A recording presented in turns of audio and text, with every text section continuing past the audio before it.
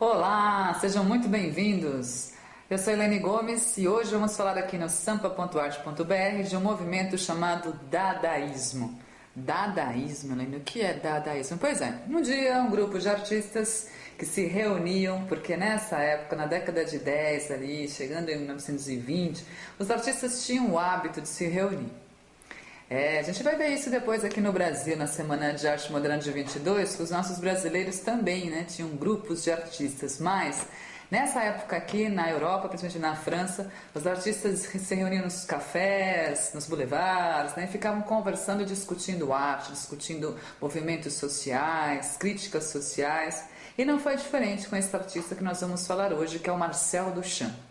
Estava lá com esse grupo de amigos, de artistas.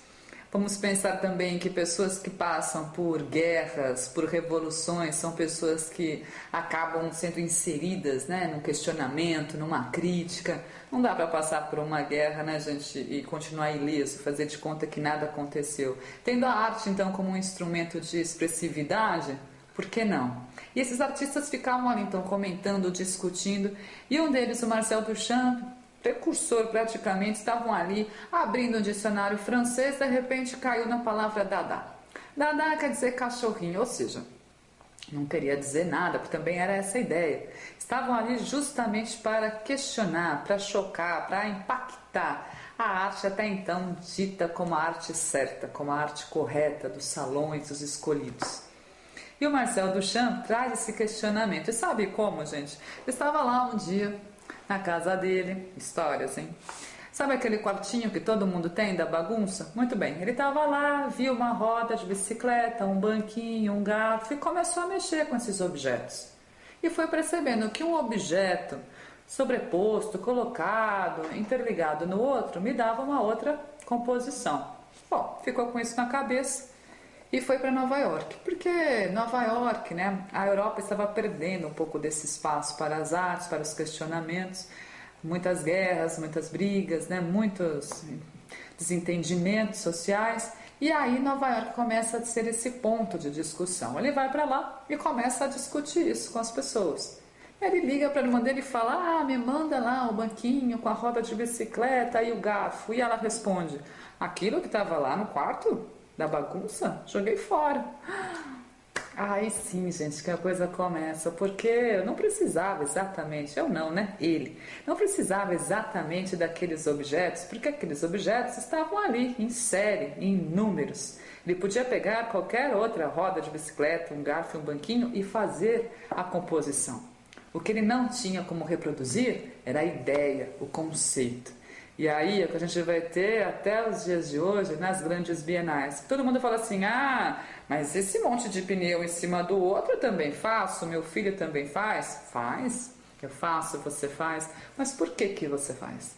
Qual é o conceito que você está lidando, impregnando nesse trabalho, nessa composição?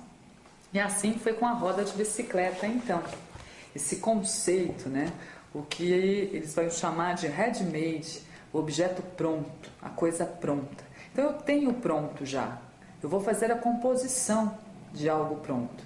Mas por que que eu faço? O que que eu questiono? Qual que é o conceito? Por quê? Porque a ideia aqui era que as pessoas se aproximassem da arte, que ela não fosse só uma arte de contemplação para poucos. Eu tenho que ser um entendido em arte, senão eu não vou saber discutir, falar, não posso nem perguntar, porque eu não tenho como argumentar do que eu não sei. A arte, ela era realmente para alguns. Ela ficava ali na moldura do quadro ou no pedestal da escultura, não se aproximava do povo. Então a ideia aqui era de aproximação. Uma obra de arte em que a pessoa se reconheça de objetos que sejam muito próximos do cotidiano dela. Só que aí, gente, como que eu vou falar de arte? Como que eu vou compor esses objetos se eu não tenho uma leitura de mundo? Aqui, para falar da arte moderna, da arte contemporânea, do dadaísmo principalmente, contemporâneo de atual, né? Porque o objeto está ali a todo momento, está mudando a todo momento. Eu preciso também conhecer as coisas do mundo, um pouco de história, um pouco da música, um pouco dos manifestos, um pouco da ciência, um pouco da anatomia, para eu ir compondo essa minha leitura. E nessa linha do choque, do impacto, querendo questionar mesmo, impactar, o que era dado como arte para alguns, o Duchamp faz essa leitura da Mona Lisa, né? Coloca bigodes. Você imagina o que isso causou, gente? Imagina, Leonardo da Vinci, né? A representatividade maior do Renascimento, com bigodes na sua obra. E esse mictório, então, que ele manda para uma exposição de arte? O que será que aconteceu? Pensando, gente, aqui em 1917.